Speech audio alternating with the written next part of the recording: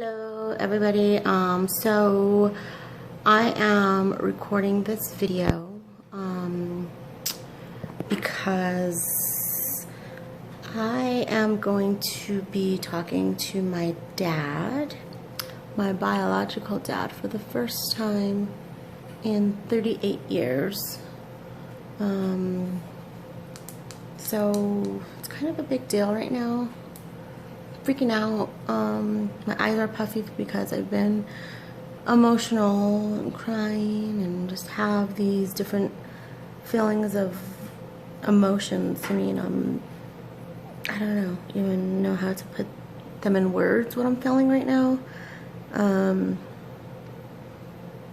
Not having my dad in my life has affected me in so many ways. And so about 5 years ago, I think I was pregnant with Lucas, so maybe 6 years ago, I got a random message from some guy on Facebook, and he said his name was RC, and that he could possibly be my brother, and he asked me what I knew about Ricky Delgado, which is the name of my biological dad. And at that time, I had already given up searching for my dad, and so I just told him I know his birthday, I know his middle name, I know he has some siblings, and I know the siblings are possibly from Texas, and that's about it. Any information that my mom had, we always just hit a wall whenever we looked for him. And so, my mom never talked bad about him ever to me. She was more just wanting me. She was more sad for me for not knowing who he was and not knowing my other half, because I know I have a strong Delgado gene because I look nothing like my mom. She looks like a little white girl. And so, yeah, so then we figured out that RC was indeed my brother and that my dad did have another family out in Texas. And I have a sister. Her name is Tiffany. And I have RC, who's brother, Esteban, and Marcelo. Those are all my dad's kids as well. And then I always knew about Gilbert, who was here in Denver. He was, we knew about each other since we were real young. I want to say 11, 12 is when I think I realized who he was. And, over the years, we've just kept in contact a little bit more. He came to my wedding, and we've tried to stay involved through Facebook and such, but it's, it was different growing up in a different family. Of course, my sister Jolene has always, that's my sister no matter what, and she knows the struggle that I have gone through. So, how this all came about again was that my sister Tiffany in Texas, she messaged me on Saturday night, I think it was, and said that she found out that our dad, Ricky, was in the intensive care unit in a hospital in San Antonio, Texas. And that it wasn't looking good, that he was bleeding internally, and that his kidneys and his liver were failing. She offered to FaceTime, but also she also said, I know this is not the way that you want to meet our dad, being disoriented in a hospital, which I agreed, and so I chose not to call at that time. And still, I've been debating on what to do. I want to fly out there. I want to go out there. I don't know. I closed the chapter of finding my dad. I thought I closed it. When I was in my early 30s, because I always hit roadblocks, and I said, I don't even know what I would do or say if I met him. And now I just got another message that he is indeed doing better, and that one of my cousins in Texas messaged me and said that he's asking for me, that he's asking to talk to me. which is, I don't even know how to comprehend that.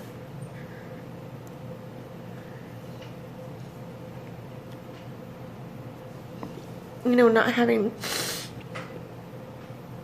ever calling anyone dad, not ever sending anyone a happy Father's Day, I don't know. So,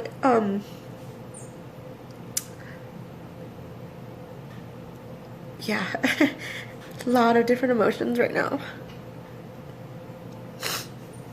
You know, just even hearing that he wants to talk to me.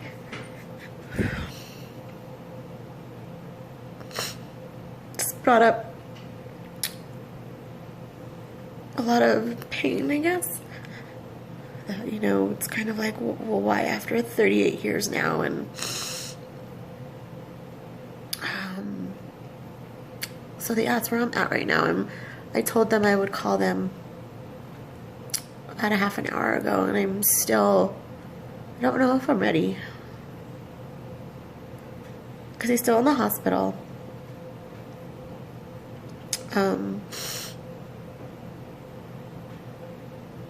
Yeah, my brother Gilbert, he and his girlfriend, they drove down there.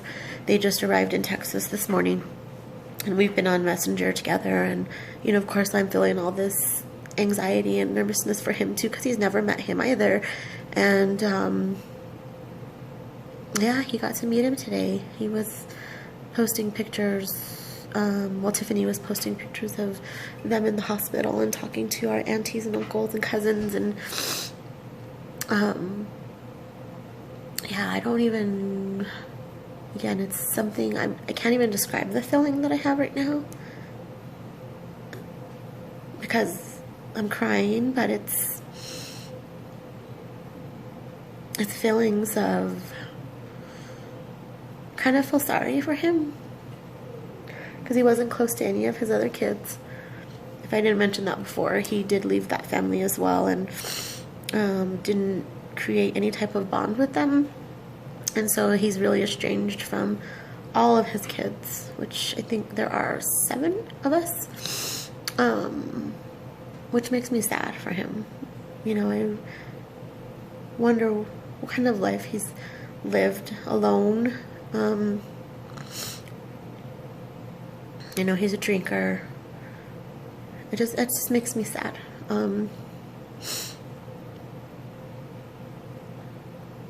I know he's gonna, I mean, I don't know, but I have a feeling he's gonna ask about my mom, and of course that's already a touchy subject for me, so I think feelings of anger are starting to rise, because, you know, I lost my mom in '09.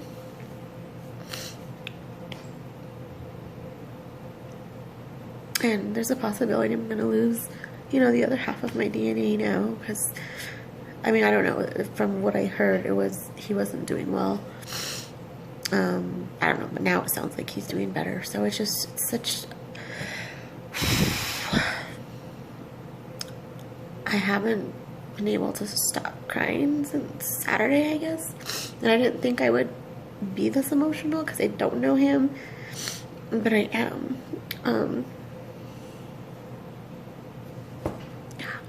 So, I don't know, I wanted to document this just because I know there's other people, of course, who have gone through this and may still have to go through this, when you thought you closed a chapter of your life and then all of a sudden it just pops open like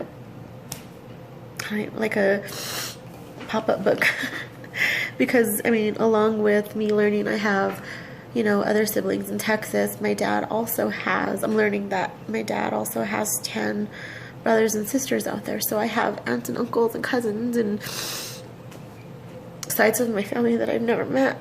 And, I mean, if you were to see any of the pictures of my brothers and my sisters and my dad and my aunties, I mean, I'm like a spinning image of all of them.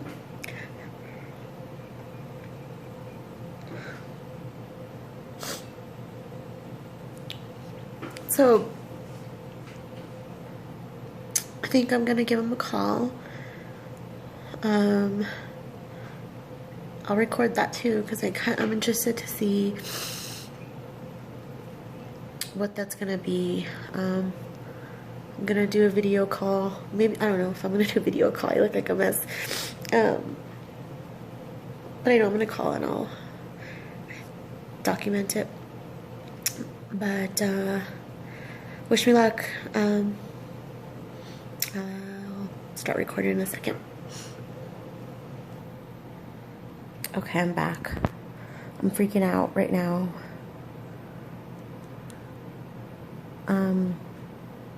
Here it goes.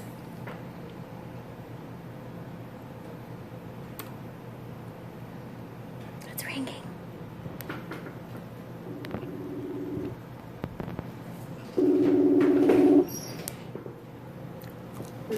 Hello?